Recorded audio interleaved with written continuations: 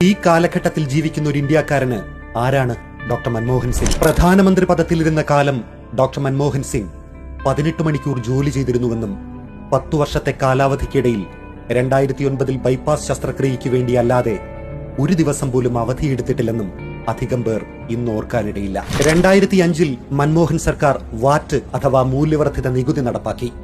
National rural health mission ആരംഭിച്ചു.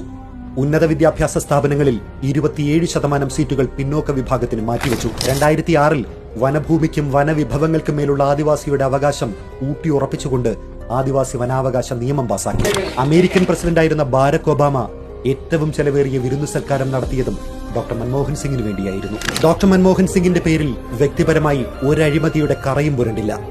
കർമ്മനിരതമായൊരു മനുഷ്യായുസ് നിശബ്ദം ആചരിച്ചു തീർത്ത കർമ്മയോഗിയുടെ ഗണത്തിൽ ഡോക്ടർ സിംഗും ഉൾപ്പെടും.